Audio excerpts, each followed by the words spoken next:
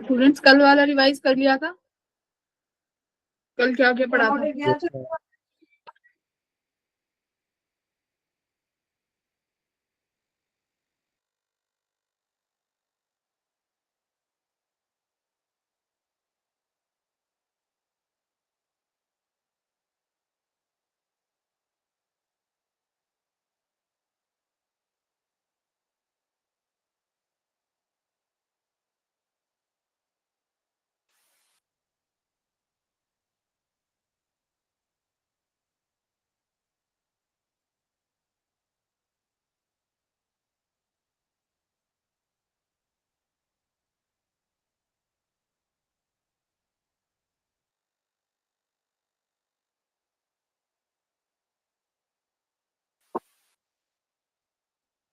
कल वाला थोड़ा सा रिवाइज कर लें, फिर इससे और बच्चे ज्वाइन हो जाएंगे तो फिर हम नया स्टार्ट कर देंगे, है ना।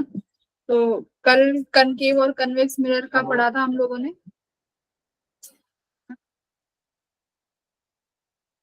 तो कन्वेक्स में किस तरीके की इमेजेस बनती हैं, कौन बताएगा? वर्चुअल। वर्चुअल।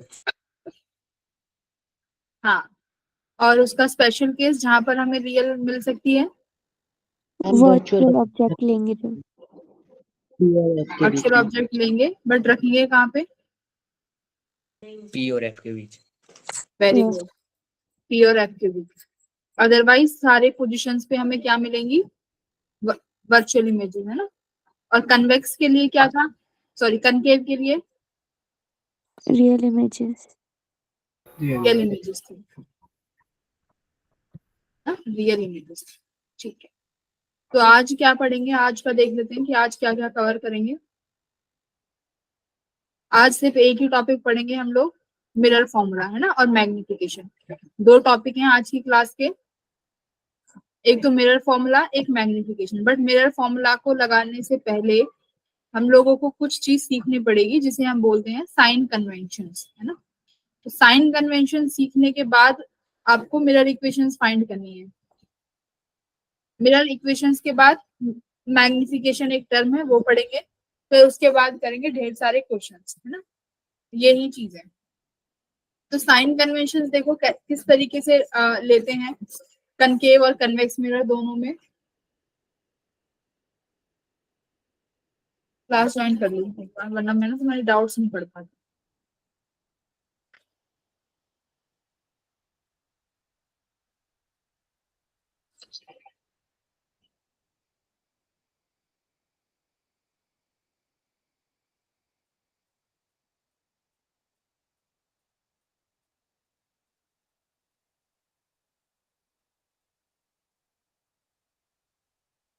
तो देखो दोनों में अलग अलग होगा, कनकेव के लिए भी और कन्वेक्स के लिए भी, है ना, अलग अलग होंगे साइन कन्वेंशन। तो पहला साइन कन्वेंशन क्या है? देखो, पोल को हम लोग कंसिडर करेंगे एज अ ओरिजिन, है ना। जो मिरर का पोल है, this will be considered as a origin. Origin का मतलब क्या है?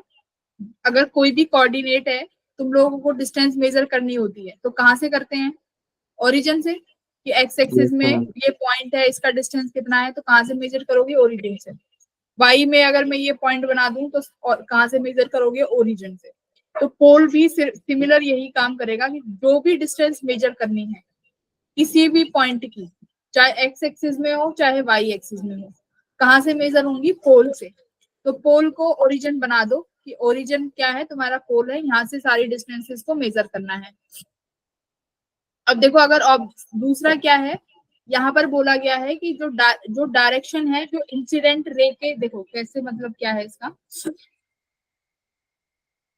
सपोज करो मैं एक ऑब्जेक्ट बनाती हूँ यहाँ पे, ठीक है। मैंने यहाँ पर एक ऑब्जेक्ट रखा। अब ऑब्जेक्ट के लिए मुझे इमेज बनानी होगी, तो मैं सबसे पहले देखो क्या करती हूँ, ये यहाँ से गया और ये कट होके मान लो फोकस पे से चला गया, ये फोकस से चला गया। और एक को कहाँ से निकाल दें? एक और इमेज को सेंटर ऑफ कर्वेचर से पास करा देती हूँ मैं। मान लो ये तुम्हारा, ये तो फोकस हो गया, और यहाँ पर कहीं तुम्हारा, चलो सेंटर ऑफ कर्वेचर पे ही ये ऑब्जेक्ट रखा है। तो रे गई और यहाँ से फिर टकरा के वापस आ गई, ठीक है। तो यहाँ पर ये रेज मीट हो जाएंगी और यहाँ पर ये तुम्हारा ऑब्जेक्ट बन गया। अब देखो डिस्टेंस मेजर करने की बात आई कि यू और वी का डिस्टेंस कैसे मेजर करेंगे। तो एक बात देखो, ऑब्जेक्ट कहाँ पे रखा है तुम्हारा, इस पॉइंट पे सी पे, कर्वेचर पे। तो ये क्या हो गया तुम्हारा यू,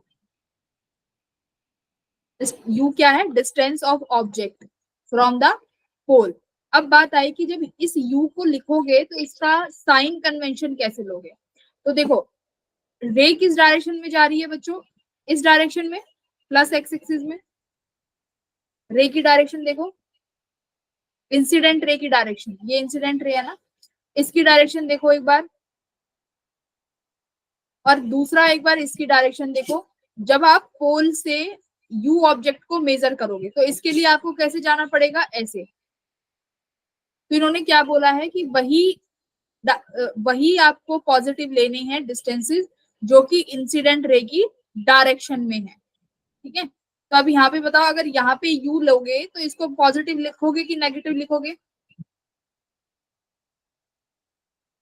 नेगेटिव। नेगेटिव है ना। तो क्या बोला है कि जो डिस्टेंसेस इंसिडेंट रे की डायरेक्शन में है, तो इंसिडेंट रे की डायरेक्शन तुम देख रहे हो प्लस एक्सिस में है, बट मुझे जो यू कैलकुलेट करना है अकॉर्डिंग टू फर्स्ट रूल, वो तो पी से करना है। तो पी से कैलकुलेट करने के लिए तुम कहाँ पे जाओगी, सेंटर ऑफ कर्वेचर की तरफ, यानी पी से सी की तरफ जा रही हो, तो आपकी डायरेक्शन हो गई ये नेगेटिव एक्स एक्सिस में। तो दोनों डायरेक्शंस क्या हो गई, अपोजिट। तो अब क्या करना है, इसका मतलब जो अगर ये इंसिडेंट रे के साथ में होता तो पॉजिटिव ले लेते, बट उसके अपोजिट है तो क्या लेंगे, नेगेटिव लेके चलेंगे। तो यही सेकंड लॉ है तुम्हारा। और सेकंड लॉ देखो, और इंसिडेंट लाइट के साथ पॉजिटिव और उससे अपोजिट हमें नेगेटिव लेना है। ये रहा डिस्टेंस अगेंस्ट नेगेटिव, ये रहा लाइट, ये तुम्हारा नेगेटिव हो गया। इन्होंने क्या बताया है, अगर इंसिडेंट लाइट इस डायरेक्शन में है और आपको ऑब्जेक्ट यहाँ पे रखा हुआ है, तो इस डायरेक्शन में आपको डिस्टेंस ट्रेवल करनी पड़ेगी, तो ये डिस्टेंस नेगेटिव कंसिडर करी जाएगी। बट वहीं पे अगर डिस्टेंस, अगर कोई ऑब्जेक्ट मान लो इमेज यहाँ पर बन जाती है ना, इमेज यहाँ पे बन गई, तो आप v कैसे कैलकुलेट करोगे, सपोज करो यहाँ से लेके यहाँ तक डिस्टेंस होगी ना v, ये इमेज बन गई, सपोज करो इमेज यहाँ बन गई किसी ऑब्जेक्ट की। तो बच्चों अगर इमेज मैं कह रही हूँ, सपोज कर लो यहाँ पे बन गई, तो इमेज यहाँ पे बनी, तो पोल से इस इमेज की डिस्टेंस को कवर करने के लिए किस डायरेक्शन में जा रहे हो तुम, similar to the direction of incident light. बोलो हाँ या ना, है ना। तो अब अगर v की डायरेक्शन लिखोगे तो v की डायरेक्शन कैसे लिखोगे, पॉजिटिव v, ठीक है। क्या लिखेंगे, पॉजिटिव v, क्योंकि ये इंसिडेंट लाइट की डायरेक्शन में है। तीसरा रूल क्या है, देखो अब पोल है, इसमें वाली जो डायरेक्शंस है उन्हें क्या लेना है, पॉजिटिव। मान लो कोई ऑब्जेक्ट रखा है यहाँ पे, तो इसकी हाइट को क्या लेंगे, पोल से मेजर करेंगे, और क्या क्या हो जाएगा, ये ऊपर है तो पॉजिटिव हो जाएगा। अगर मान लो कोई ऑब्जेक्ट, अब इसकी इमेज मान लो यहाँ पर बनती है ऐसे डाउनवर्ड में, ठीक है, यहाँ पे सपोज करो, अब प्रिंसिपल एक्सिस के नीचे बनी है, तो ये इमेज कैसे काउंट करनी है, नेगेटिव।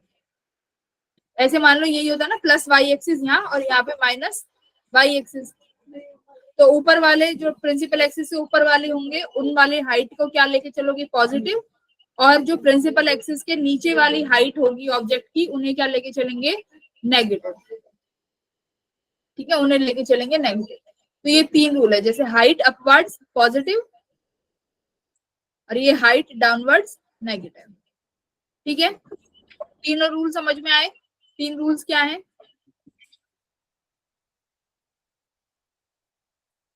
अगर किसी को भी इशू है तो अपने चैट बॉक्स में।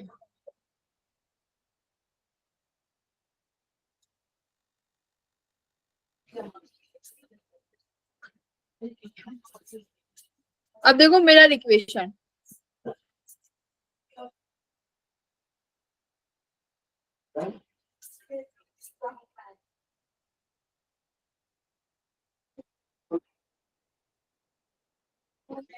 मिरर इक्वेशन में क्या है, मिरर फॉर्मूला सीखेंगे कैसे डिराइव करते हैं।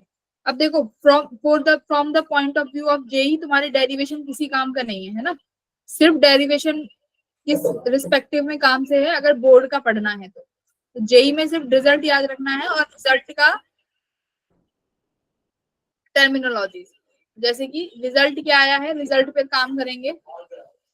रिजल्ट देखो क्या आया है, 3 हमारे पास चीज होती है। जब भी मैं किसी मिरर की बात करूं तो इस मिरर में मेरे पास 3 चीज होंगी। एक तो मिरर की फोकल लेंथ जिसे हम एफ से डिनोट करेंगे, एक किसी भी मिरर का डिस्टेंस फ्रॉम द ऑब्जेक्ट। मान लो ये ऑब्जेक्ट है, यहाँ देखो ये ऑब्जेक्ट है, ठीक है, ऑब्जेक्ट है तो ऑब्जेक्ट से का डिस्टेंस लेंगे हम लोग पोल से। तो पोल से मैंने ऑब्जेक्ट का डिस्टेंस लिया जिसे हमने किससे इंडिकेट किया है, यू से।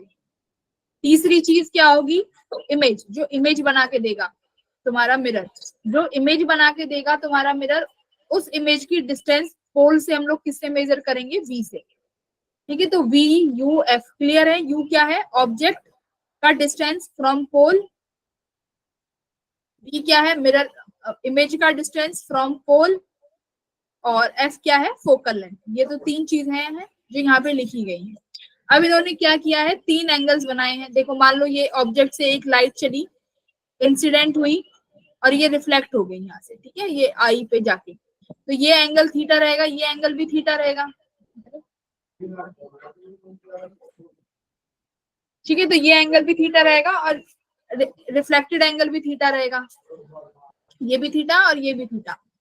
तो अब क्या माना इन्होंने कि मान लो ये यहाँ से अल्फा एंगल बना रहा है, ये यहाँ से बीटा बना रहा है, ये यहाँ से गामा एंगल बना रहा है, सपोज कर लो। और ट्राइंगल ले लो सभी के, जैसे मान लो अगर मुझे ऑब्जेक्ट वाला लेना है तो ऑब्जेक्ट के लिए मैं कौन सा ट्राइंगल ले लूंगी, ओ, बताओ कौन सा लूं, ओ, हाँ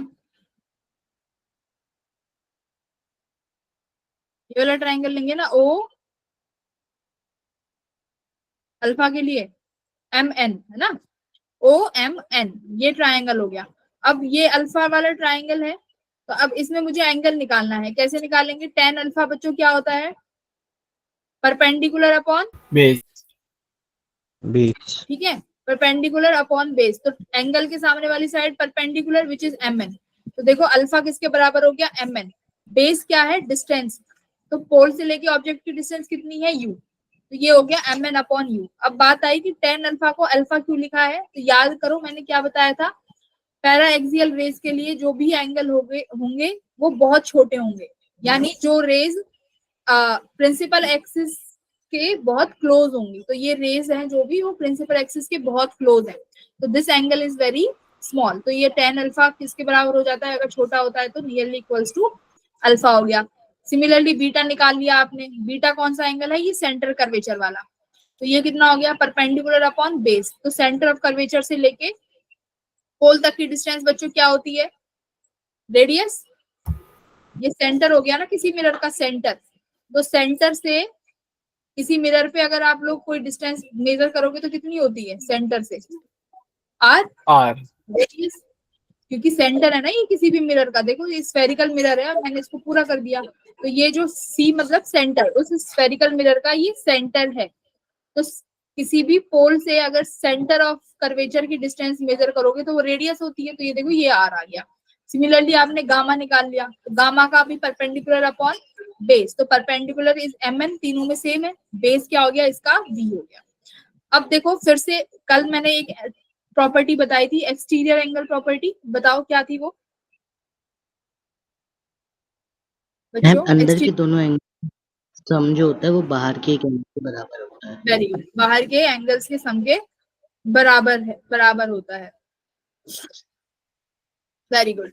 तो अभी देखो सिमिलरली इन्होंने क्या लिखा है, बीटा किसके बराबर हो जाएगा बच्चों, अल्फा और थीटा के बराबर। तो देखो beta equals to alpha plus theta, right. ऐसे ही गामा किसके बराबर हो जाएगा, बीटा प्लस थीटा के। तो देखो gamma equals to beta plus theta. तो दोनों इक्वेशन से आपने क्या करा, थीटा की वैल्यू निकालनी, तो थीटा की वैल्यूज आ गई इन terms of beta and gamma. आपके पास 2 इक्वेशंस हैं, आपके पास अल्फा और बीटा की वैल्यूज हैं, फ्रॉम 2 इक्वेशंस, बीटा माइनस ए यानी इक्वेशन 1 और इक्वेशन 2 एक दूसरे के बराबर होंगे, इक्वेशन 1 इक्वल्स टू इक्वेशन 2। तो यहाँ से आप इन दोनों इक्वेशंस को बराबर करके क्या रखेंगे, ये रिलेशन निकालेंगे। आपके पास गामा बीटा अल्फा सब निकाल चुके हो आप यहाँ से, ये रहा सब, ये निकाल लिया आपने, इसको कोई भी पॉइंट ए मान लो। इस इक्वेशन ए से आपने एवरीथिंग फाइंड कर ली है, बस वैल्यूज रखनी है। वैल्यूज रख के क्या क्या मिल जाएगा आपको, relation which is equals to 1 upon F equals to 1 upon U plus 1 upon B. तो यही तुम्हारा क्या है, मिरर फॉर्मूला। देखने में बहुत आसान लग रहा है, बट आपको ये ना विद साइन रखने पड़ेंगे। मान लो कोई भी सवाल आएगा तो आपको विद साइन रखने हैं कि कनकेव मिरर में फोकल लेंथ कैसी होगी, कनकेव मिरर की फोकल लेंथ कैसी होगी, नेगेटिव। कनकेव मिरर की फोकल लेंथ नेगेटिव होगी, है ना। और कन्वेक्स की कहाँ पे आ रही थी, कन्वेक्स की फोकल लेंथ मैम पॉजिटिव। हाँ, ये लिख लो, कनकेव मिरर की फोकल लेंथ नेगेटिव रहेगी और कन्वेक्स मिरर की फोकल लेंथ पॉजिटिव रहेगी। तो फोकल लेंथ का तो तुम्हें चलो मैंने आइडिया दे दिया। अब रही यू और वी की बात, यू नेगेटिव लिखना है मैम की वी पॉजिटिव लिखना है, तो ये तुम कैसे नोट करोगे, विद द जो अभी तुम्हें वो बताए हैं प्रिंसिपल्स, कि अगर डायरेक्शन के साथ है तो पॉजिटिव, डायरेक्शन के अपोजिट है तो नेगेटिव। ठीक है, यही है तुम्हारा मिरर फॉर्मूला। अप्लाई करेंगे ना तब थोड़ा मजा आएगा। अब देखो मैग्निफिकेशन, मैग्निफिकेशन से कल तक तुम क्या समझे थे बताओ जरा, कल तक क्या समझ आया था, कौन बताएगा, एक सेकेंड।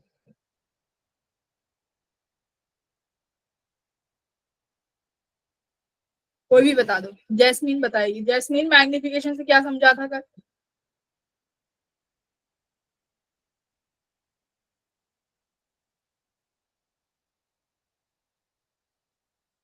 जैस्मीन मैग्निफिकेशन से क्या समझा था, मैग्निफिकेशन क्या होती है।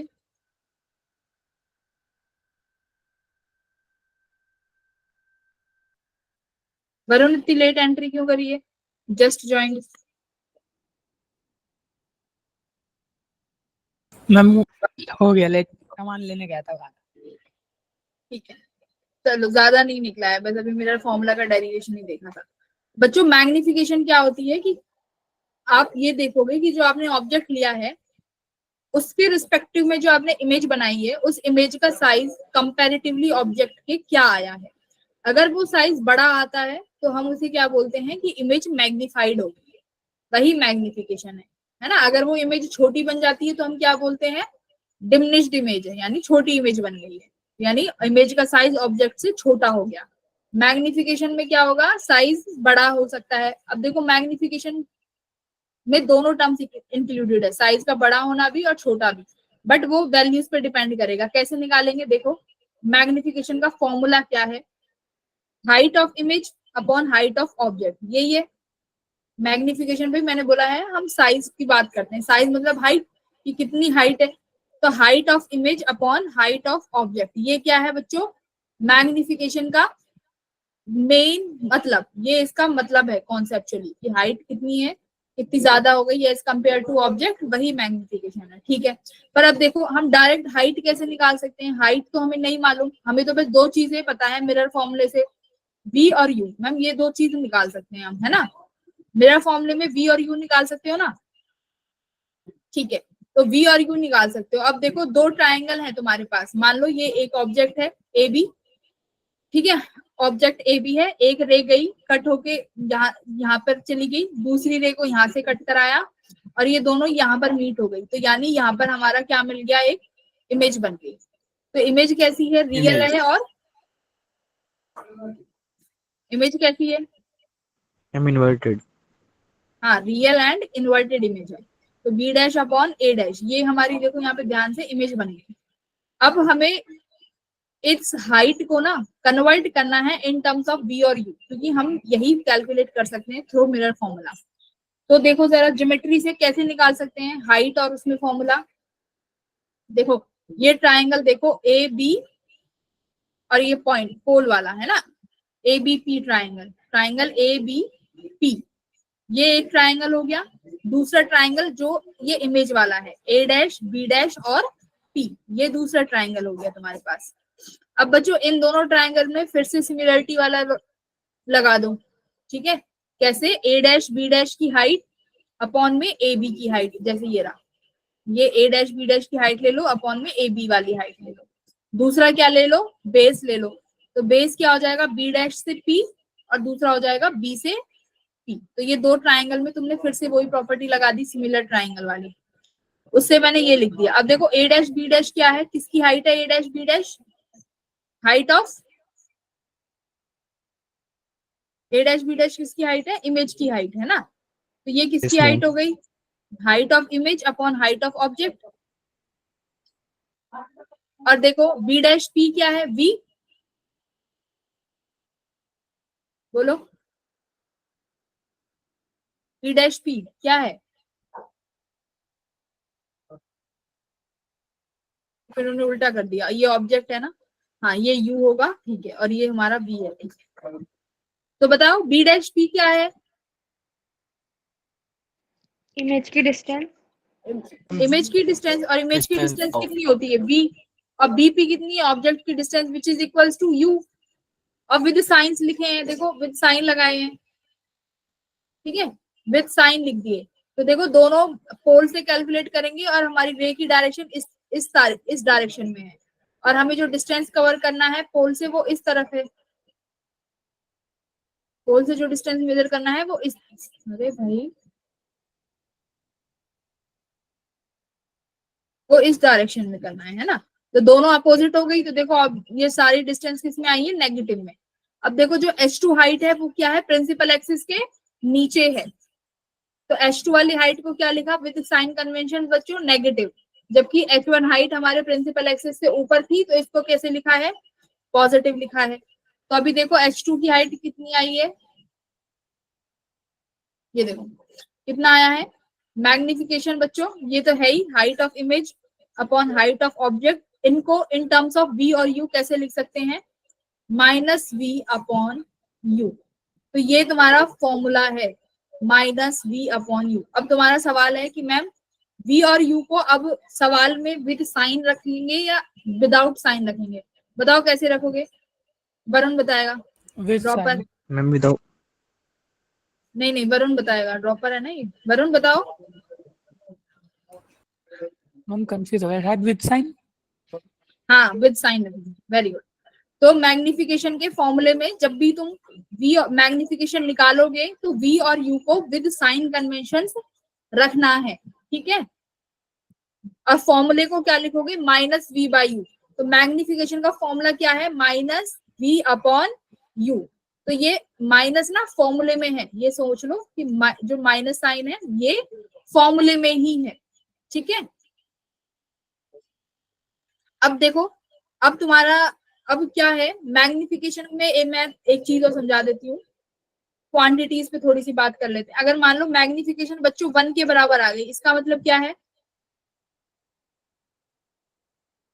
height of image, height of मतलब object सेम equal है। होगी। सेम साइज है ना, इमेज बनेगी। सेम साइज की इमेज है, वेरी गुड।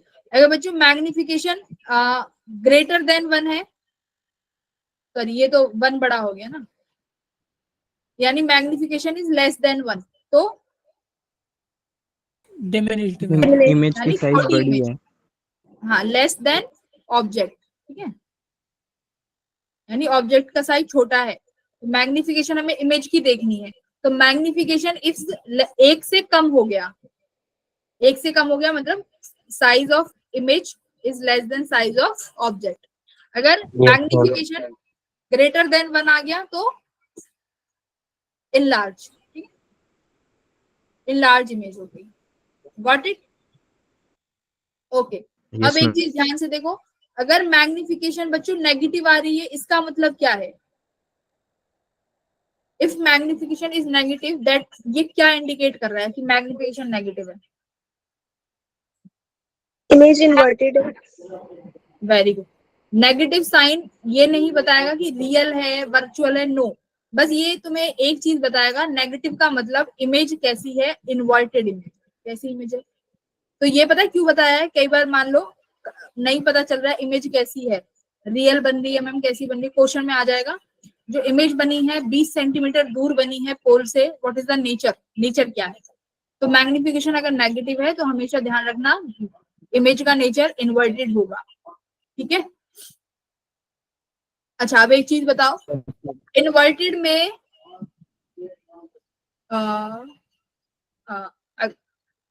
रियल इमेज कब बनेगी, अगर ऑब्जेक्ट रियल है या वर्चुअल। दो केस हैं, एक तो सुनो ध्यान से, दो केसेस होते हैं, एक तो रियल एंड इन्वर्टेड है बच्चों, और एक हमारे पास वर्चुअल एंड इन्वर्टेड भी है, ध्यान से देखो। अगर ऑब्जेक्ट रियल है तो इन्वर्टेड के साथ हमेशा कैसा बनेगी, रियल, ठीक है। अगर ऑब्जेक्ट कैसा है, रियल है। अगर इन्वर्टेड, अगर वर्चुअल के साथ इन्वर्टेड आ रही है, क्योंकि वर्चुअल इमेज तो तुम कहते हो मैम इरेक्ट होती है, अगर वर्चुअल के साथ इन्वर्टेड बन रही है तो इसका मतलब क्या है, ऑब्जेक्ट कैसा है, वर्चुअल है, ठीक है, याद रखोगे। Yes ma'am. तो दो चीज होती है, एक तो इमेज होती है रियल एंड इन्वर्टेड, दूसरी होती अगर वर्चुअल है तो इरेक्ट होगी, है ना। तुम ये तो कहते हो ma'am virtual erect real inverted, तो रियल इन्वर्टेड कब बनेगी, रियल इन्वर्टेड कब बनेगी, जब ऑब्जेक्ट रियल होगा। बस। और वर्चुअल, हाँ तुम पढ़ा लो, ठीक है, वर्चुअल एंड इन्वर्टेड, ठीक है। कन्वेक्स मिरर का यूसेज है, कन्वेक्स मिरर का यूज बताओ जरा,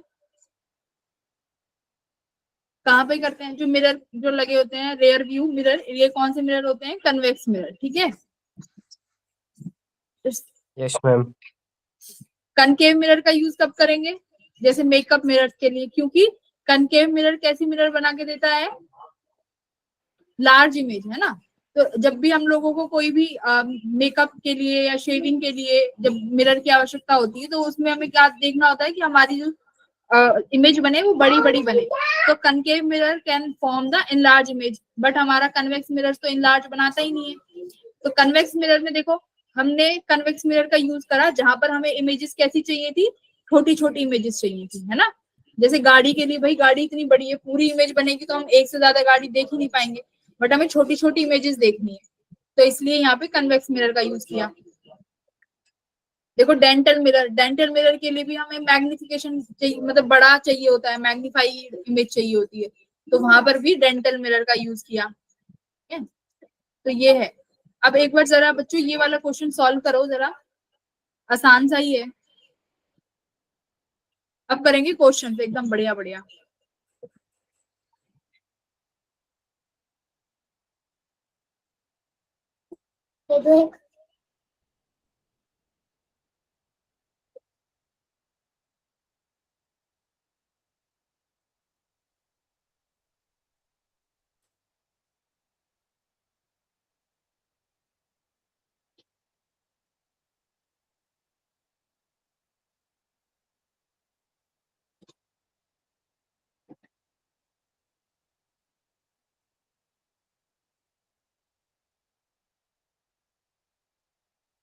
क्या सवाल है, find the position and nature of image.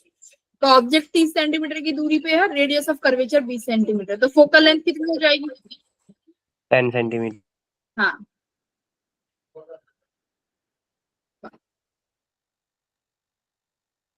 Mirror is concave.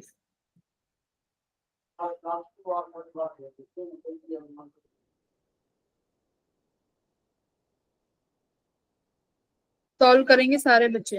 15 centimetre.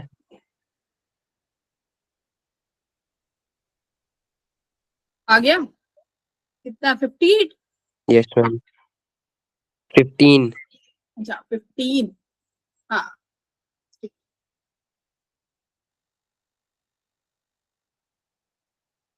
तो यू कितना लिया है, -30 की +30, -30। Right.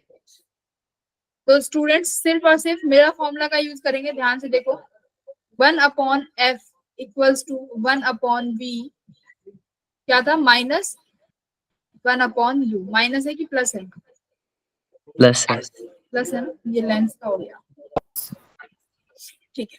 1/f equals to 1/v plus 1/u। अब देखो, अब साइन कन्वेंशन के साथ रखना है। कनकेव मिरर है तो मैंने बोला है कनकेव मिरर में फोकल लेंथ हमारी नेगेटिव होती है, यानी कुछ इस तरीके से है, ये फोकल लेंथ है जो कि यहाँ से पोल से 10 सेंटीमीटर की दूरी पर है, ठीक है। और मान लो यहाँ पर आपका ऑब्जेक्ट रखा है, ऑब्जेक्ट 30 सेंटीमीटर की दूरी पे है, ये हो गया 30 सेंटीमीटर की दूरी, बट ऑब्जेक्ट यहाँ है तो सिंपल सी बात है, आपको इंसिडेंट रे ऐसे ही करानी पड़ेगी। तो इनकी डायरेक्शंस क्या हो जाएंगी, देखो -1/10 इक्वल्स टू v हमें मालूम नहीं, निकालना है। ऑब्जेक्ट हो गया फिर से नेगेटिव, पोल से लेंगे तो पोल से डिस्टेंस -30, तो ये -1/20 इक्वल्स टू 1/v प्लस 1/30, तो कितना हो जाएगा -1/20 -1/30 इक्वल्स टू 1/v। तो v भी देखो नेगेटिव साइन आ रहा है ना, इसको सॉल्व कर लो मैम ये आगे। क्या हो गया मैम, बीच में कितनी वो कर दी मैम, 20 नहीं है वो 10 था, और वो माइनस में अरे आपने अच्छा ये 10 है ना सब, हाँ ऊपर माइनस प्लस भी कर दिया आपने। क्यों, ये प्लस ही तो रहेगा। अच्छा ये प्लस है, ये माइनस है, तो ये फिर से माइनस हो गया और ये यहाँ जाके प्लस हो गया। यस ठीक मैम, है, अब ठीक है। हाँ v इज इक्वल्स टू -50। हाँ।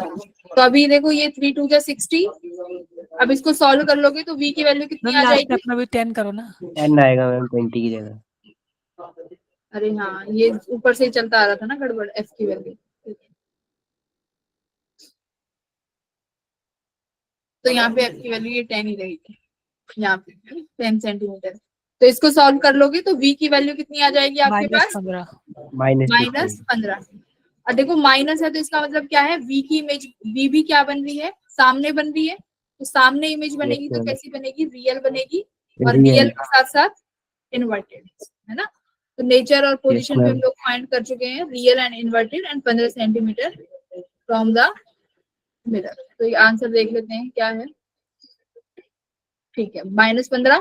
-15 मतलब, माइनस का मतलब है कि पोल से जो मिरर इमेज का जो डिस्टेंस है वो नेगेटिव है, यानी सामने बन रही है, तो सामने बनेगी तो रियल होगी, और रियल है तो इन्वर्टेड। पॉइंट है तो कोई दिक्कत ही नहीं, पॉइंट साइज में।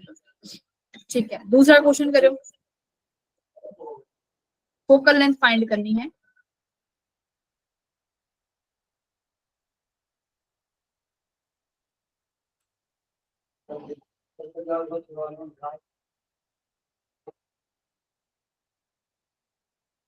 Converging rays are incident on a convex spherical mirror, so that their extensions behind the mirror on the principal axis is this. The reflected rays extension intersect the mirror behind principal axis behind the mirror, determine the focal length.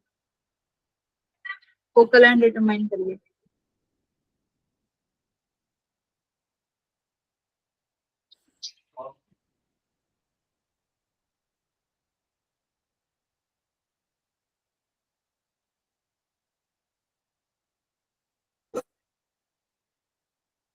तो simple सी बात है, इसमें जो भी image आएंगी ना वो तुम्हें पीछे वो करानी पड़ेंगी, है ना।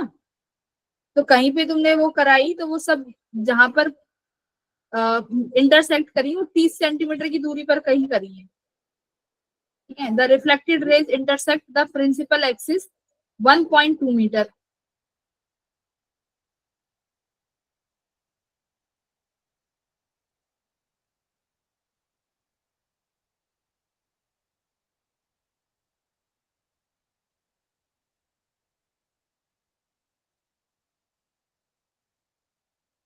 ठीक है, तो ऑब्जेक्ट और मिरर की डिस्टेंस देख लो, कौन सा ऑब्जेक्ट बनाएगा, कौन सा मिरर का, इमेज का। सेंटीमीटर और मीटर्स का भी ध्यान रखना है।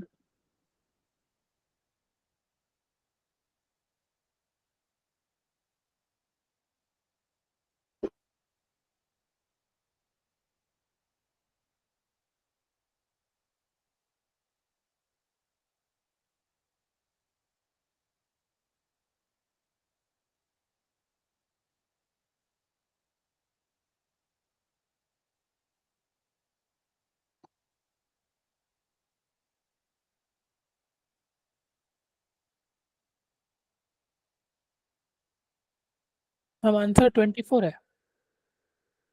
आंसर मुझे भी नहीं मालूम, मैं अभी जब ये करूंगी जब पता चलेगा। देखो क्या कह रहा है, एक्सटेंशन, ऐसी मिरर, ऐसी इमेजेस आ रही हैं, ठीक है, ये इंसिडेंट हो रही है मिरर पे, इंसिडेंट हुई, उसके बाद देखो हम लोगों ने इसको क्या कराया, डॉट डॉट डॉट करके पीछे एक्सटेंड कराया। ठीक है, तो ये यहाँ पर एक्सटेंड हो गई हमारी इमेजेस। तो अब देखो ऑब्जेक्ट कहाँ बनेगा, ये सबसे बड़ी बात है, क्या ऑब्जेक्ट रहेगा। ये डिस्टेंस जो पीछे बनी ये 30 सेंटीमीटर की थी, ठीक है, और जो रिफ्लेक्टेड रेज का एक्सटेंशन है ये कितना आया 1.2 मीटर बिहाइंड द मिरर। तो यहाँ पर देखो दोनों चीज ही तुम्हारी कैसी हैं, वर्चुअल हैं, ऑब्जेक्ट भी और मिरर भी, ठीक है, दोनों चीजें बिहाइंड है। देखो ध्यान से, ये तुम्हारी रेज आई, ठीक है, कन्वर्जिंग रेज इंसिडेंट हुई, और हमने क्या किया, उनको पीछे क्या किया, बिहाइंड द मिरर उनको एक्सटेंड किया। तो एक्सटेंड किया तो 30 सेंटीमीटर एक्सटेंड हुई, तो ये 30 सेंटीमीटर है। अब क्या बोला है कि अब रेज जो रिफ्लेक्ट होंगी, देखो अब ये रे तो रिफ्लेक्टेड हो गई, अब रिफ्लेक्टेड रे को अगर एक्सटेंड करोगे, अब देखो रिफ्लेक्टेड रे है, अब मैं इनको एक्सटेंड कर रही हूँ, तो ये 1.2 मीटर्स बिहाइंड द मिरर हुई है। तो अब मुझे खुद बताओ कि इमेज क्या होगी, इमेज कब बनती है, जब रिफ्लेक्टेड रेज को ट्रेस करते हैं। इमेज क्या बनती है, जब रिफ्लेक्टेड रेज को ट्रेस किया जाता है, बोलो, है ना। तो रिफ्लेक्टेड रेज तो ये है, तो इनको ट्रेस किया, और ये कौन सी रेज है, इंसिडेंट रे। यहां से तुमने किसको ट्रेस किया, इंसिडेंट रेज को। तो ऑब्जेक्ट और मिरर बताओ मुझे क्या है, कौन सा ऑब्जेक्ट है, कौन सा इमेज है। जब ऑब्जेक्ट 30 वाला और इमेज 120। ना, ठीक है, तो ऑब्जेक्ट, वेरी गुड, ऑब्जेक्ट 30 वाला है, क्योंकि रिफ्लेक्टेड रेज का एक्सटेंशन ही इमेज बनाता है। तो ये रिफ्लेक्टेड रेज का एक्सटेंशन 1.2 मीटर है, तो कन्वर्ट कर लिया 120 में, तो ये 120 सेंटीमीटर हो गया। ऑब्जेक्ट है 30 सेंटीमीटर, और साइन कन्वेंशन तुम्हें पता ही है, देखो इंसिडेंट की रेज की डायरेक्शन ये है, और मेजर भी इसी डायरेक्शन में करेंगे, तो डायरेक्शन क्या हो गई, 24 पॉजिटिव हो गई।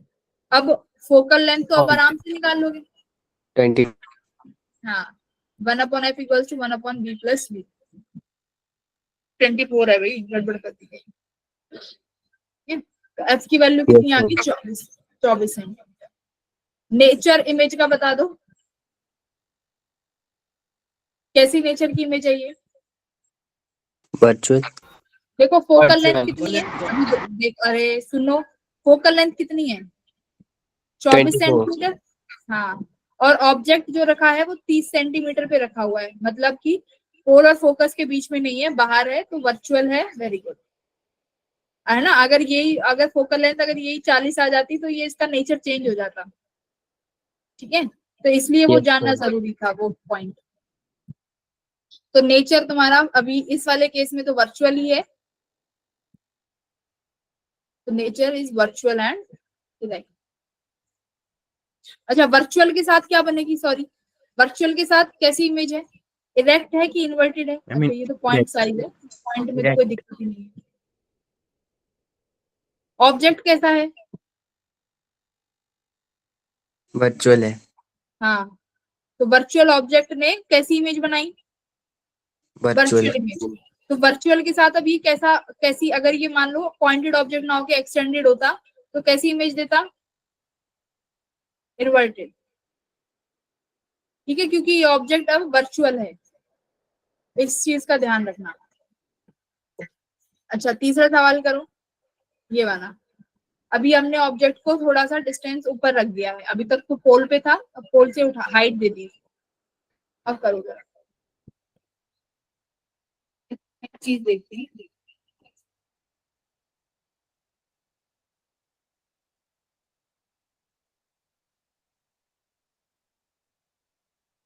वर्चुअल के साथ इन्वर्टेड बनेगी, बिल्कुल सही, ये याद रखना है। अगर वर्चुअल ऑब्जेक्ट है, जैसे ये वाला क्वेश्चन है, वर्चुअल ऑब्जेक्ट है तो इमेज भी वर्चुअल है, तो इसका नेचर इन्वर्टेड हो जाएगा, इरेक्ट मत कर देना, ठीक है। कंफ्यूजन है तो पूछ लो, अभी भी क्या कह रही हूँ।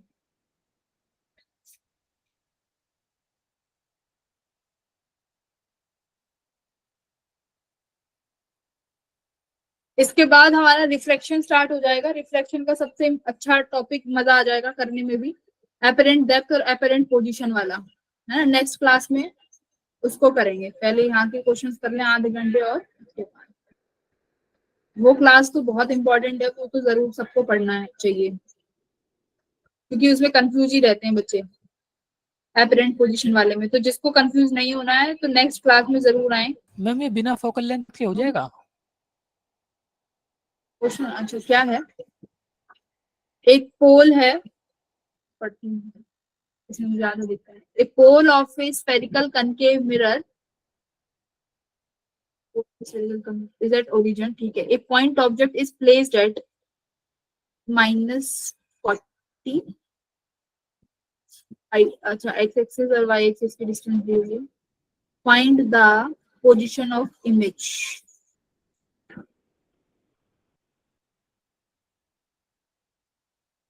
pole of a spherical concave mirror, भाई फोकल लेंथ नहीं दी, रेडियस ऑफ कर्वेचर दिया होगा तो हम लग तो नहीं, दिख तो नहीं रहा दिया है। कोई pole of a concave mirror, a point object is placed, नहीं नहीं, अरे फोकल लेंथ तो दी नहीं चाहिए, मैं आ तो गया R है चलो 10। ठीक है। अब वो आगे मैंने करा नहीं था, आर की वैल्यू 10 है, ठीक है।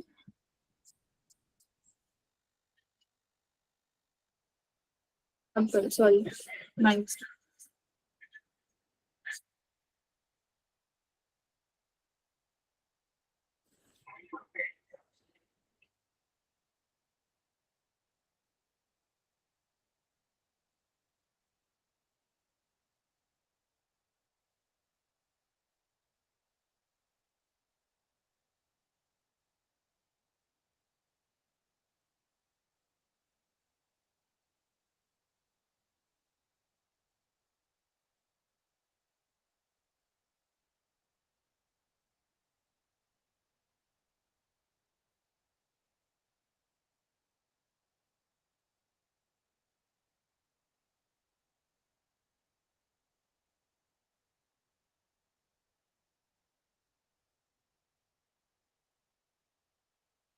देखो यहाँ पे हाइट भी है,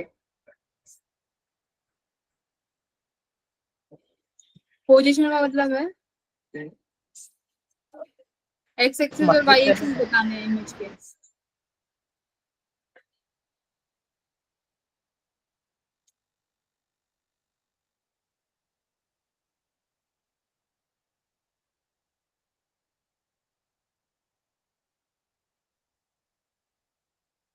मैम हो गया।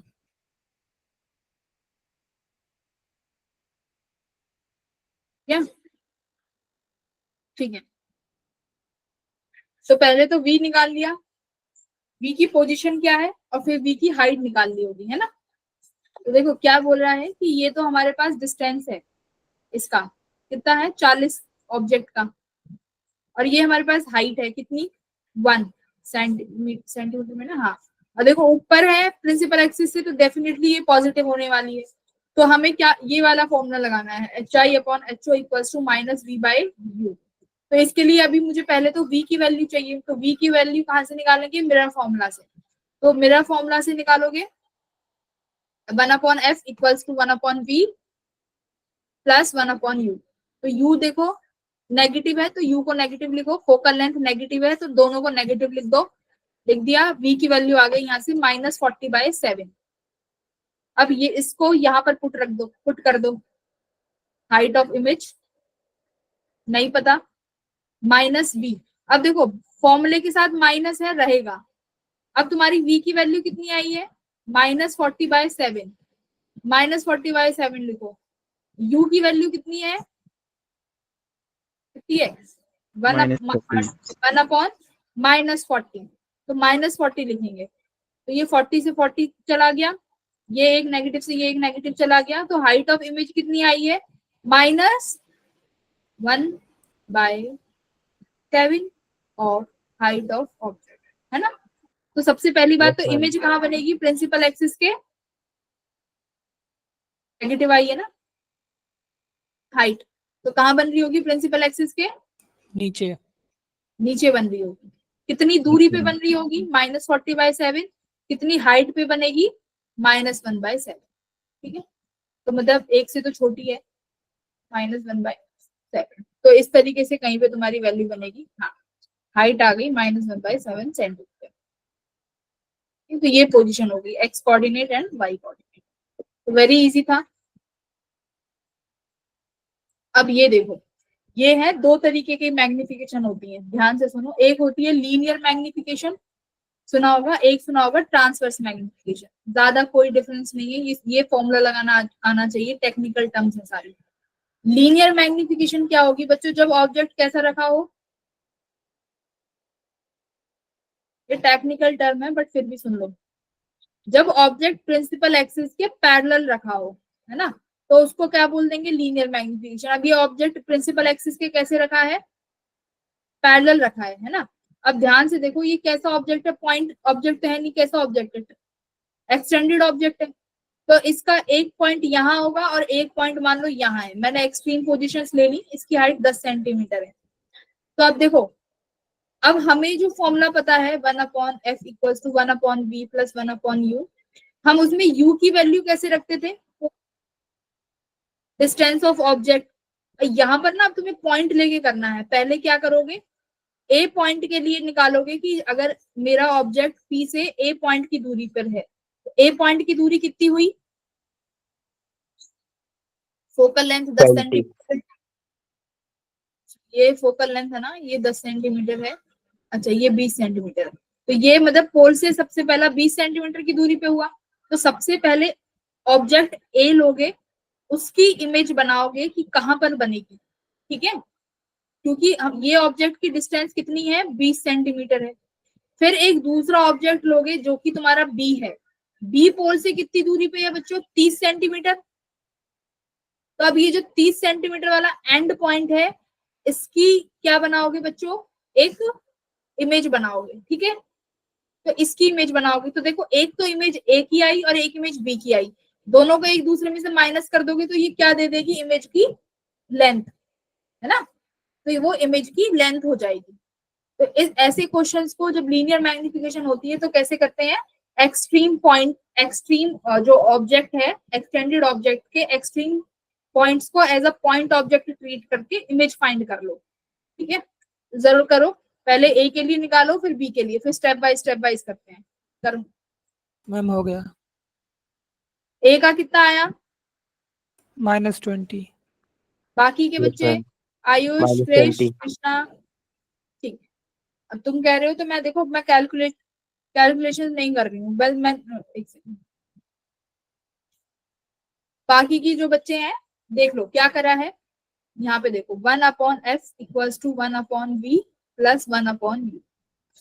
रेडियस कितनी है, फोकल लेंथ कितना है भाई इसका, -10 10 सेंटीमीटर, तो 5 हो गया, तो -1/5।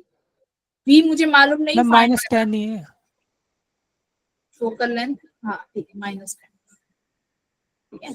अब ऑब्जेक्ट देखो कहाँ है, ए पॉइंट के लिए फाइंड करेंगे पहले, मैं इसको इसलिए यूए ले लेती हूँ। तो इसके सामने है, माइनस लोगे, कितनी दूरी पर है, 20 सेंटीमीटर की दूरी पर, तो ये 20 सेंटीमीटर हो गया। इससे सॉल्व करोगे तो v की वैल्यू कितनी आ रही है बच्चों, -20। -20. -20 सेंटीमीटर। तो मतलब जो ए पॉइंट की इमेज है वो -20 सेंटीमीटर, मतलब सेम जगह पे बन गई, सेम जगह पे बन गई। अच्छा होगी ना वो, तो फिर सेंटर ऑफ कर्वेचर पे आ गया ना ये पॉइंट, क्योंकि ये 20 Yes, ma'am. सेंटीमीटर, ये 10 सेंटीमीटर है और ये भी 10 सेंटीमीटर है, तो this is the centre of curvature वाला, है ना। ओके, कोई नहीं, अब दूसरे पॉइंट के लिए निकालते हैं, 1/f equals to 1/v plus 1/ub, ठीक है। तो 1 फोकल लेंथ, फिर से माइनस रखोगे, -10, v नहीं मालूम तो v as it is. v देखो, अब b पॉइंट कितनी दूरी पे है पोल से बच्चों, -30। 20 प्लस 10, तो ये हो गया 30 सेंटीमीटर, साइन लोगे तो -30 हो गया। इसको सॉल्व करके b की वैल्यू दूसरी कितनी आई, -15। -15 सेंटीमीटर।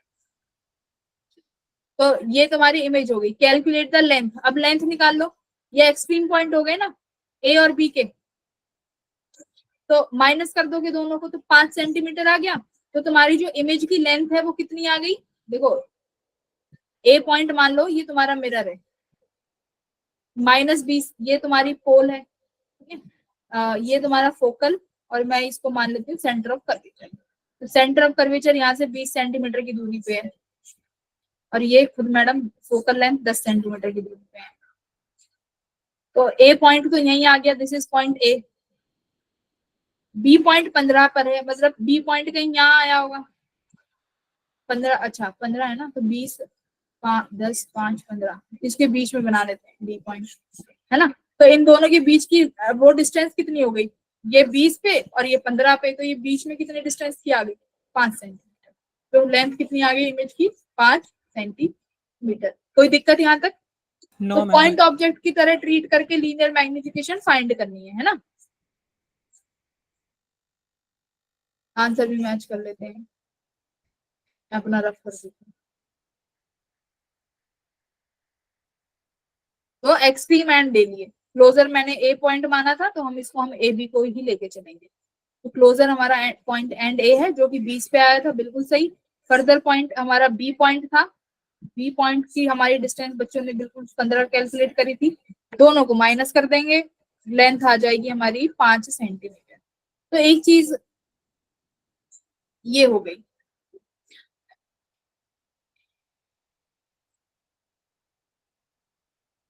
तो ये तो इतना अच्छा इंटरेस्टिंग क्वेश्चन नहीं है, एक सेकंड ये तो कर लो। अच्छा, यहाँ पर एक क्वेश्चन मैं देती हूँ यहाँ पे कॉन्सेप्ट टेस्ट में, ये तो तुम बाद में करना। कॉन्सेप्ट टेस्ट का क्वेश्चन है, लिखो। ये मैं अपनी तरफ से दे दूंगी, आसान ही है, ज्यादा टफ नहीं है। क्वेश्चन है, ये तुम्हारा कनकेव मिरर है, फोकल लेंथ 15 है, ठीक है, फोकल लेंथ 15 है। यहाँ पर ये सेंटर और ये फोकल लेंथ है। ऑब्जेक्ट ना ऐसे रखा है, बी ए 10 सेंटीमीटर की दूरी। Find the length of image, A B की लेंथ निकालो। Find the length of wire. चलो अब यहाँ पर देखो क्या है, लीनियर और लीनियर मैग्निफिकेशन है, बट थोड़ी सी एक डिस्टेंस पे है। Find the linear magnification.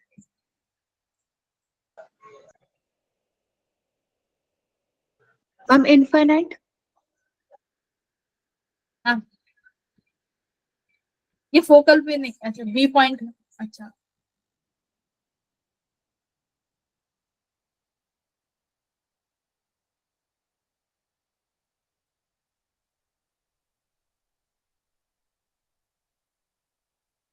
B point is not on center of not on focus. ये 15, तो ऑब्वियसली ये 30 हो जाएगा सेंटर ऑफ कर्वेचर। चलो find the length of A B image. चल ध्यान से करना, कोई मिस्टेक नहीं होनी चाहिए।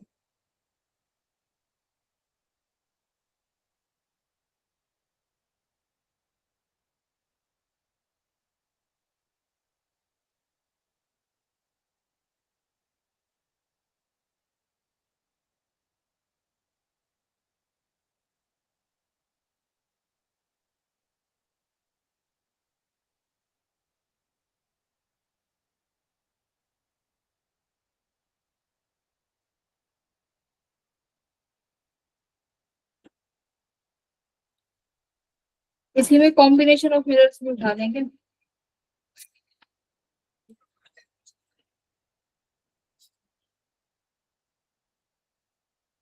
ये कर दो, फिर एक और क्वेश्चन है। मैम हो गया है तो हाँ बताओ। 30 सेंटीमीटर।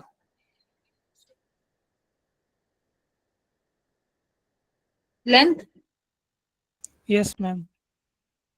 मेरी भी 30 आ रही है मैम। नो, गलत, कहीं ना कहीं एरर है। ध्यान से देखो, ध्यान से करो सवाल क्या कह रहा है।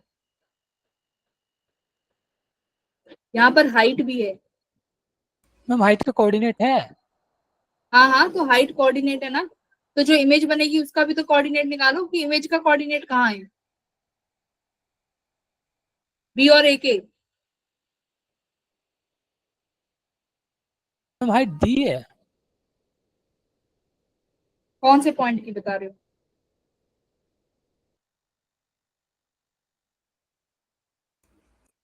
मैम ए एंड बी की हाइट तो देनी चाहिए ना, मतलब कोऑर्डिनेट पूरा देना चाहिए। ए और बी की हाइट, अच्छा सॉरी, ये लगा मैंने दे दी है हाइट। ये बच्चों 1 सेंटीमीटर तुमने फिर कर कैसे दिया ये? मैम मैंने तो वो लेटरल लेंथ निकाल ली ना। वो तो उतनी है नहीं कि तो फिर तो पहले वाला क्वेश्चन और मैं उसमें इसमें डिफरेंस ही क्या था? हाँ, तो मुझे लगा सेम ही दिया है। ये दूरी, ये प्रिंसिपल एक्सिस से उठा हुआ है 1 सेंटीमीटर ऊपर। अब निकालो। अब इसकी हाइट भी आ गई है और लेंथ भी, तो दोनों चीजें हैं। अब पॉइंट बी का हो सकता है हाइट कुछ और आए, पॉइंट ए की हाइट कुछ और आए, उसके अकॉर्डिंग लेंथ निकालो। करो, बहुत बढ़िया सवाल है।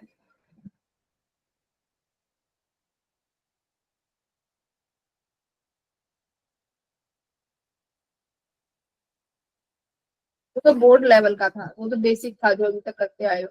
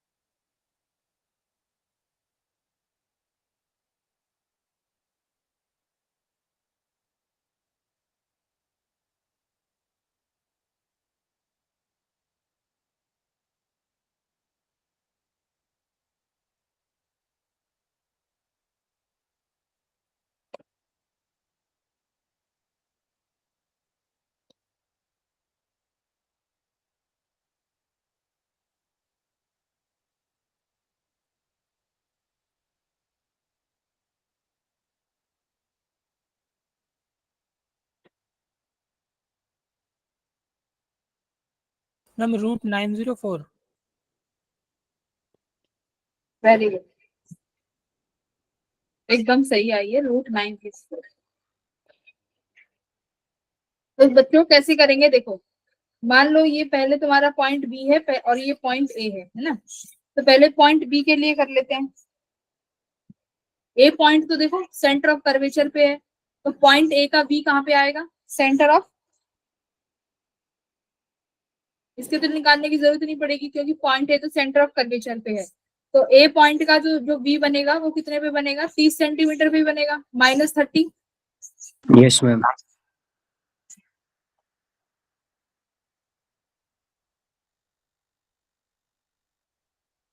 अब बात है वी बी को निकालने की, तो वी बी कितना आया है?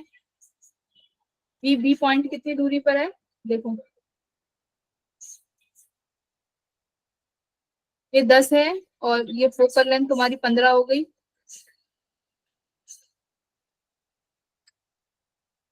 -60। ये पूरा 10 है ना?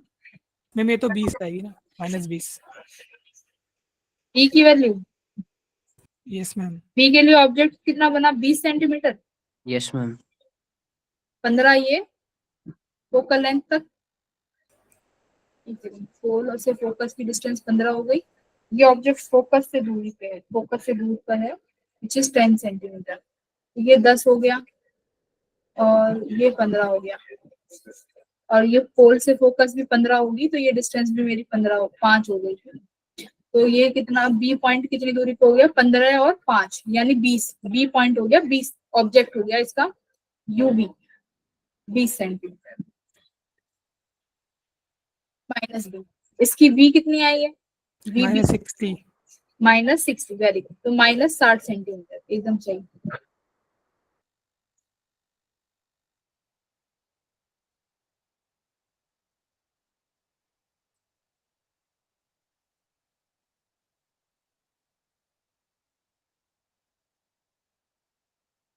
बी आया हमारा -60 सेंटीमीटर। अब रही हाइट की बात, तो हाइट भी निकालनी पड़ेगी। -60 सेंटीमीटर, तो मैग्निफिकेशन देखो, minus sorry HI/HO equals to V -upon, ठीक है, ये करना है। तो मैग्निफिकेशन कितनी आएगी ए और बी की? निकालो, 60 और 20 बी के लिए निकालेंगे। तो बी की वैल्यू -3 आ गई। -60, और ऑब्जेक्ट कितना है बी के लिए? हमारा -20 -20। तो ये माइनस से माइनस कट गया तो ये आ गई -3 सेंटीमीटर। -3 का क्या मतलब है? इन्वर्टेड इमेज बनी है। मतलब जो बी पॉइंट है वो पॉइंट नीचे शिफ्ट हो गया है ना, उसकी हाइट यस मैम। पोल से, ये पोल है, कितनी दूरी पे जाऊं बी पॉइंट के लिए? 60 सेंटीमीटर की दूरी पे गई। मान लो बी पॉइंट मेरा यहाँ पर आया है 60 सेंटीमीटर की दूरी पे, ठीक है, ये 60 सेंटीमीटर की दूरी है, और यहाँ से ये बी पॉइंट की इमेज कितनी नीचे बनी है? 3 सेंटीमीटर। तो ये आया 3 सेंटीमीटर। और ए पॉइंट कहाँ आया था? 30 पर। यस तो मैम। ए पॉइंट तो कहीं यहाँ था, इसका मैग्निफिकेशन निकाल लो कितना है? -1। तो देखो magnification of A, height of image upon height of object equals to minus, हाँ देखो -v अपॉन यू। तो ये v और u दोनों सेम पे थे, तो माइनस इमेज भी -30, ऑब्जेक्ट भी -30, ये कितना आया? -1। तो -1 पे था, -1 कहाँ पे हो जाएगा? यहाँ पर कहीं, ठीक है? तो ये तुम्हारा बी डैश आया और ये तुम्हारा ए डैश। तो ये जो लेंथ है ये तुम्हारी वायर की लेंथ है, A dash B A dash. Dash पीछे बनेगा मैम। क्यों? ए डैश -1 है ना, बी डैश 60 आया है, मैम सही तो है। सही तो है। यस मैम, ठीक है ठीक है। ए 30 है ना, ए देखो 30 सेंटीमीटर, तो ये क्लोज होगा, और बी दूर है, वो 60 सेंटीमीटर है।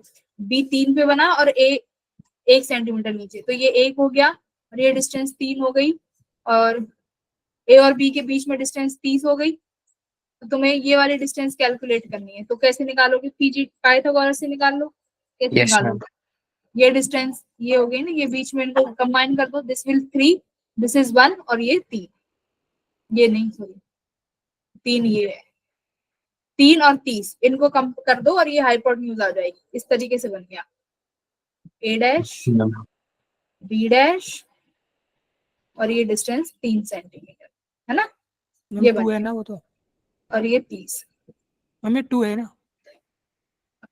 अच्छा 1 सेंटीमीटर इसकी हाइट भी है, ठीक 2 हो जाएगा, वेरी। तो अब इसको यहाँ पे रूट में ले लोगे तो रूट में कितना आएगा? ये 30 का स्क्वायर 900 और +4, वेरी गुड, 90। इस तरीके से करना है। तो ऐसे क्वेश्चंस में मैग्निफिकेशन, अब देखो अब तुम्हारी जो इमेज है वो सीधी ना बन के कैसी बनी है? टिल्टेड इमेज है। Yes ma'am.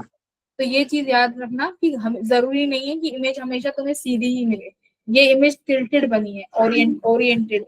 जैसे एक मैं इसका क्वेश्चन दिखाती हूँ,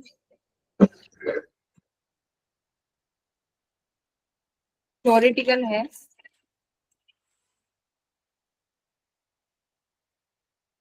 एक सेकंड के लिए।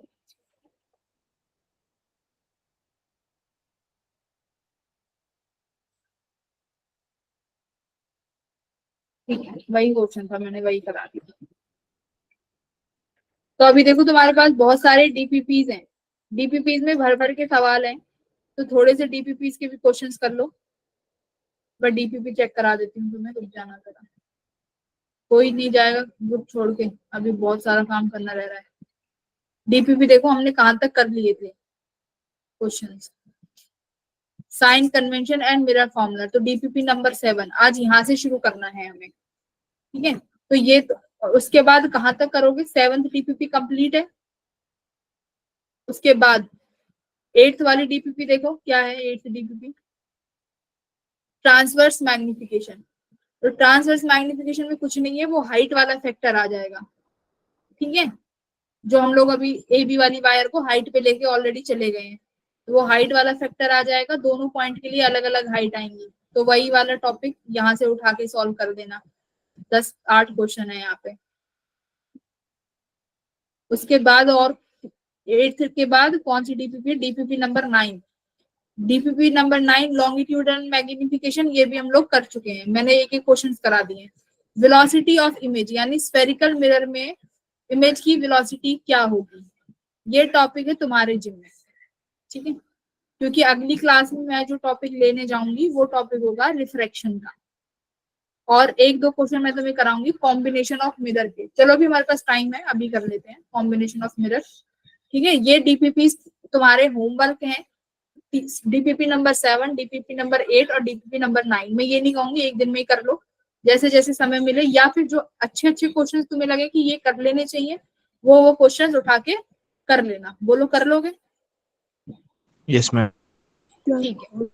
और जो बट होमवर्क मिल रहा है ना सभी को ग्रुप में, जो भी बच्चे हैं वो अपना करते रहना, उन्हें मत भूलना।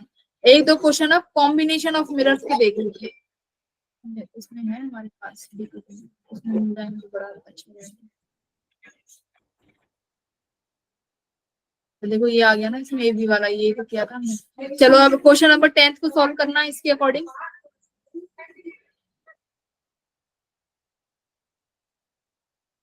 अभी सॉल्व किया है, आंसर बताओ।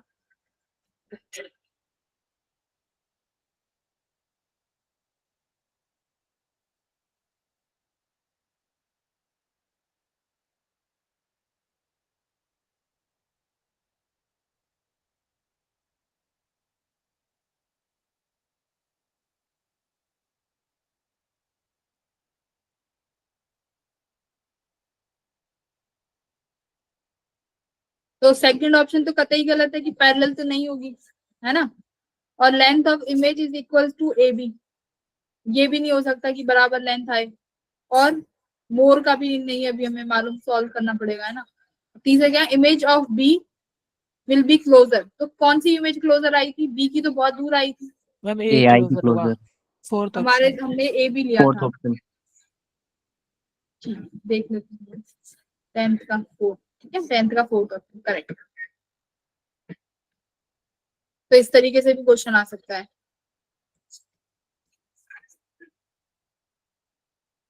हाँ मिल गए।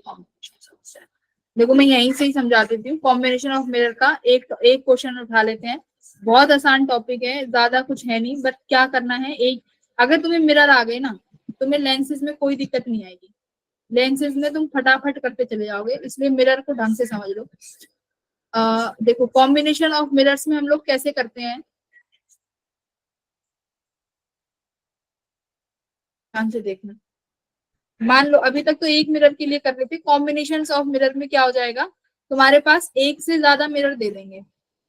कॉम्बिनेशन ऑफ मिरर हो सकता है एक कनकेव दे दिया, एक कन्वेक्स दे दिया, एक प्लेन मिरर भी दे देंगे। अच्छा, प्लेन मिरर की फोकल लेंथ कितनी होती है? इन्फिनिटी। इसकी फोकल लेंथ होगी, जिसको नहीं पता, प्लेन मिरर की फोकल लेंथ इज इनफाइनाइट, ये याद रखो।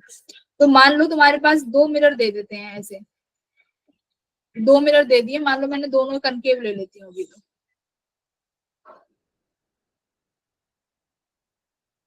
मान लो इसकी फोकल लेंथ f1 है, इसकी फोकल लेंथ f2 है, ठीक है। इन दोनों के बीच में तुम्हें, इन दोनों के पोल के बीच में जो डिस्टेंस दे दिया, इसका पोल P1, इसका पोल मान लो P2, इनके बीच में तुम्हें डिस्टेंस दे दिया, सपोज करो x।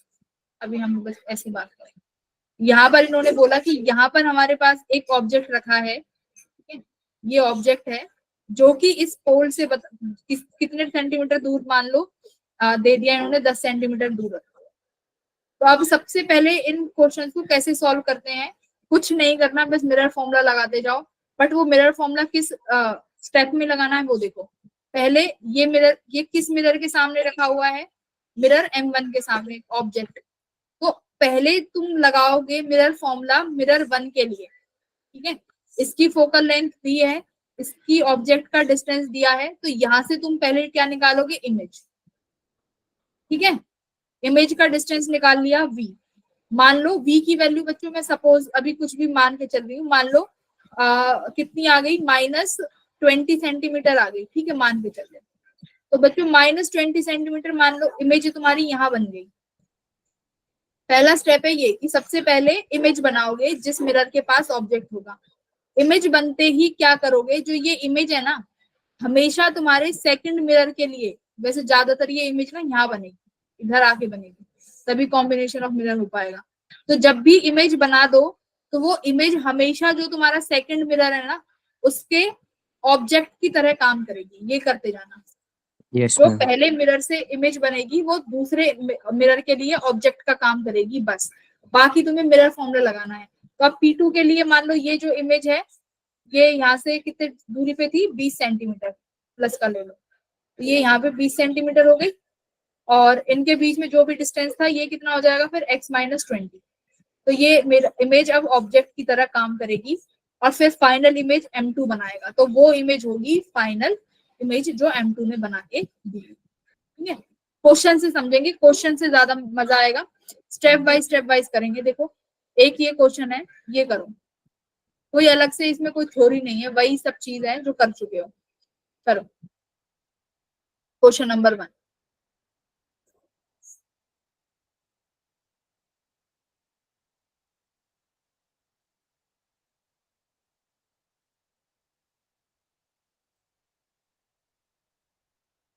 तो ऑब्जेक्ट देखो कहाँ रखा है, ऑब्जेक्ट यहाँ पे रखा है। Find out the positions of the final image formed after two reflections. Consider first reflection from mirror M1. तो इन्होंने दे दी है कि पहली रिफ्लेक्शन मिरर M1 से होगी, तो मिरर M1 से पहली रिफ्लेक्शन कर दो। ये ब्लैक ब्लैक कौन सी साइड है, रिफ्लेक्टेड है क्या या फिर पोलराइज्ड, कौन सी पॉलिश्ड है?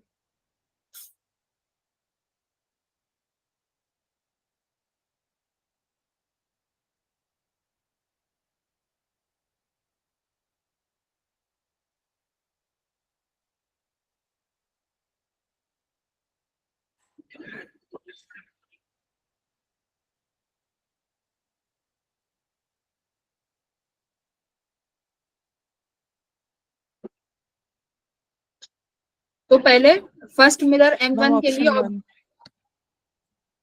ऑप्शन 1, तो पहला मिरर से देखो ऑब्जेक्ट 10 सेंटीमीटर की दूरी पर है।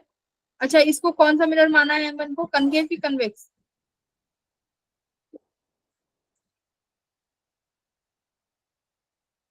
कन्वेक्स।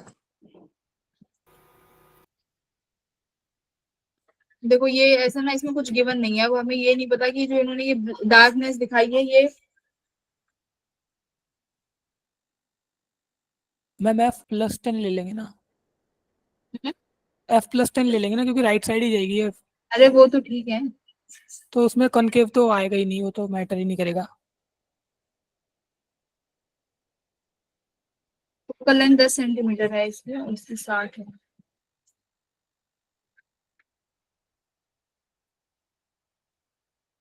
तो पहले तो तुमने ये तुम्हारा U हो गया, इसकी फोकल लेंथ गिवन है, तो पहले तुमने यहाँ से इमेज निकाली V, तो पहली इमेज V निकालोगे, वो कितने सेंटीमीटर आएगी? सॉल्व करो, 1/f equals to 1/v 1/q।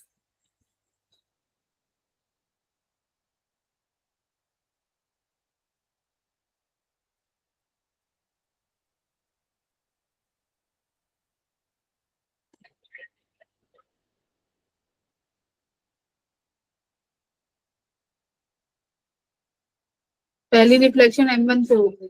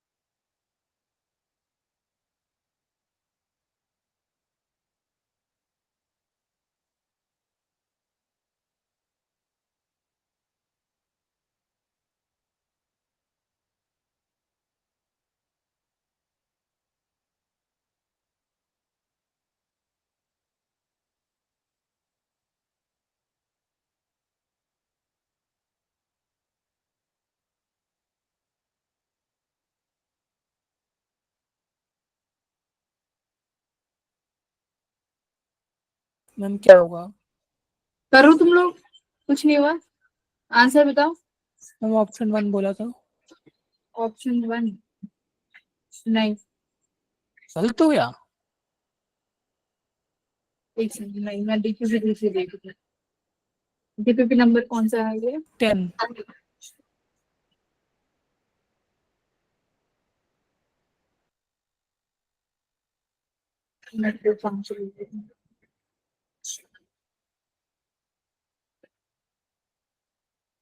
बाकी के बच्चे मैच करो भाई, इसका आंसर कितना है 1 का? हाँ किया है 1 का 1।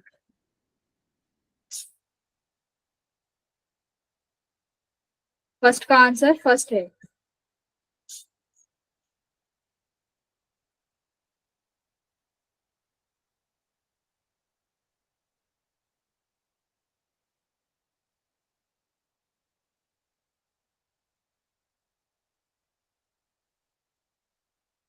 फर्स्ट का answer is 60 centimetre from M2।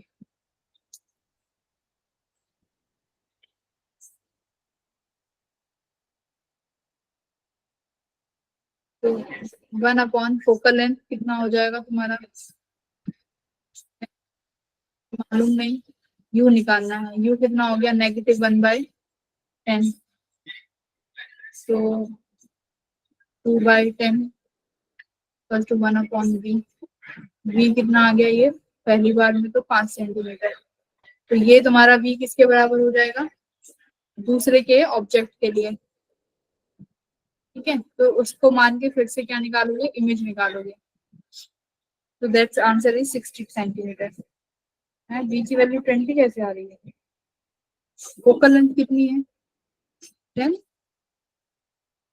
ठीक है, सही है, 5 है। तो मैं अब सेकंड मिरर के लिए क्या करो? इसको ऑब्जेक्ट बना दो। जो ये इमेज आई है 5 सेंटीमीटर, देखो पॉजिटिव आई है। पॉजिटिव आई है तो कहाँ बन रही होगी? इधर। तो यहाँ बनी होगी इमेज, पोल से 5 सेंटीमीटर दूर। तो इसके पोल से कितनी दूर होगी? 30। 15 + 10 + 5, तो 20 और 10 30 सेंटीमीटर। तो अब M2 के लिए जो ऑब्जेक्ट की डिस्टेंस है वो हो गई 30 सेंटीमीटर। फोकल लेंथ 60 सेंटीमीटर है। ये तुम्हारा कनकेव मिरर है। तो ऑब्जेक्ट देखो कहाँ रखा है? यहाँ पे रखा हुआ है ऑब्जेक्ट। तो ऑब्जेक्ट से अब देखो, ध्यान देना, रेज ना ऑब्जेक्ट से निकलेंगी। तो ऑब्जेक्ट यहाँ है तो रेज ऐसे निकलेंगी, ऐसे इंसिडेंट होंगे। और तुम्हें डायरेक्शन क्या मेजर करनी है? डिस्टेंस ऐसे। तो यू अभी इसके लिए नेगेटिव लोगे कि पॉजिटिव? नेगेटिव। यू अभी भी बच्चों नेगेटिव आएगा, क्योंकि इंसिडेंट की डायरेक्शन ये है और मेजरमेंट की डायरेक्शन ये है। तो यू अभी भी नेगेटिव है। फोकल लेंथ नेगेटिव रहेगी और इन दोनों वैल्यू से बी की वैल्यू फाइंड कर लोगे, विच इज इक्वल टू 60। बोलो अभी किसी को परेशानी है तो? देखो ये कनकेव कन्वेक्स में परेशान मत होना, ये तुम्हें पेपर में जैसे मिलेगा कि कौन सा मिरर कौन सा है। ये कनकेव है, ये कन्वेक्स है, ऐसे आधा क्वेश्चन मिलेगा।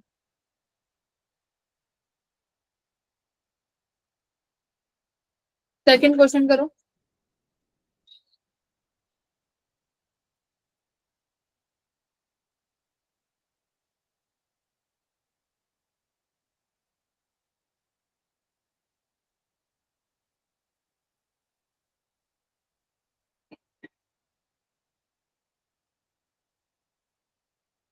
देखो ज्यादा वो मत करो, पहले मुझे बताओ कि समझ में आया कि कॉम्बिनेशन ऑफ मिरर्स में क्या करना है? यस मैम, आ गया। Yes, ma'am. नहीं तो आया है, बाकी के बच्चे देखो ड्रॉपर वालों के से एकदम हेजिटेट मत होना, ये पढ़ के बैठे हैं पहले ही। डरो मत तुम लोग। तुम्हें बस ये काम याद रखना है, ये तुम्हें पहले ही मिलेगा कि पहली रिफ्लेक्शन कहाँ से हो रही है। तो जैसे देखो हर क्वेश्चन में मिला है फर्स्ट रिफ्लेक्शन M1 से, फर्स्ट रिफ्लेक्शन M1 से। तो M1 से पहले रिफ्लेक्शन करा दो, वहां से इमेज निकाल लो, उसकी इमेज को दूसरे मिरर के लिए ऑब्जेक्ट बना दो, बस यही करना है। तो वी विल सॉल्व 1-2 क्वेश्चंस और अलग अगली क्लास में, फिर रिफ्लेक्शंस में चले जाएंगे। पर ट्राई करना, ठीक है? Yes, ma'am. To see you all in the next class.